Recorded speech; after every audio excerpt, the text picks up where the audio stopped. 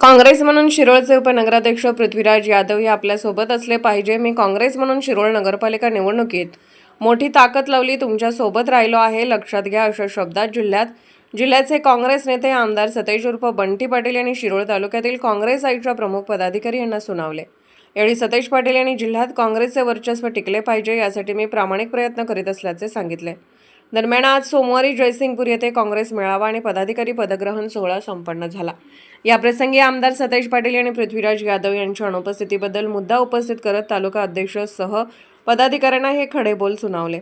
शिरोळ नगरपालिका निवडणुकीत आमदार सतेज पाटील यांनी आपली ताकद आजमावून शिरोळ नगरपालिकेत पहिल्यांदा काँग्रेसचा झेंडा रोवला आहे. असे असताना आज कार्यक्रमात शिरोळचे उपनगराध्यक्ष पृथ्वीराज यादव यांनी या अनुपस्थिती दाखवली. त्यामुळे यादव यांची नवीन कोणती राजकीय खलबते सुरू आहेत हे आगामी काळात समजणार आहे.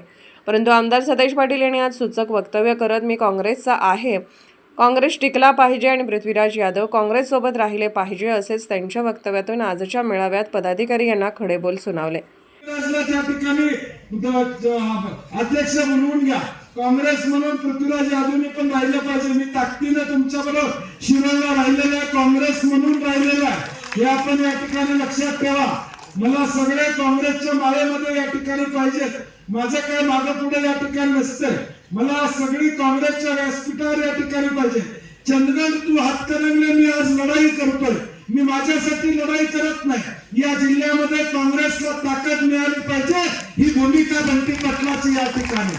आज या जिल्ह्यामध्ये काँग्रेस जिवंत राहिली पाहिजे, काँग्रेस वाढली पाहिजे म्हणून मी प्रामाणिकपणे या ठिकाणी प्रयत्न करतोय. मला किती त्रास असेल, मला किती संकट या ठिकाणी येत असते, मला काय विरोधक या ठिकाणी त्रास देत नसतील का? महापालिकेमध्ये सगळे एका बाजूला होते, परंतु कोल्हापुरातले आणि एकट्या मी असताना देखील शाहू महाराजांच्या नेतृत्वाखाली 35 या ठिकाणी नगरसेवक निवडून देण्याचं काम या ठिकाणी संघर्ष आपण केला पाहिजे. संघर्षातून पळवाट करायची असेल तर राजकारण सोडून द्या.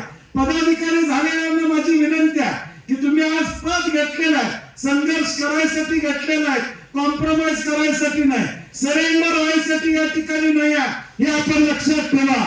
जमत असेल तर आपण लढाई करा.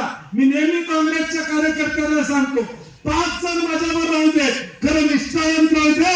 त्या 5 जणांच्या वागण्या दिवाळावरची ताकद बंटी पाटलाची निश्चितपणे या ठिकाणी मी कधी पडत नाही, परंतु 5 निष्ठावंत कार्यकर्ते असले पाहिजे. आणि ज्यांना पद मिळालेले आहेत त्या सगळ्या कार्यकर्त्यांना माझी विनंती आहे की आता पद मिळाले, तुम्हाला काम करावं लागेल, तुम्हाला रिपोर्ट या ठिकाणी द्यावं लागेल.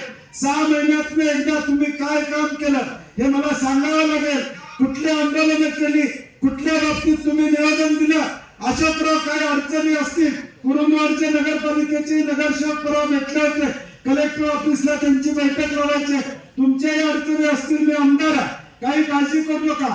आज देखील जिल्ह्यामध्ये आपले नगरसेवक, जिल्हा परिषद सदस्य सगळे मिळून 150 जण आहेत.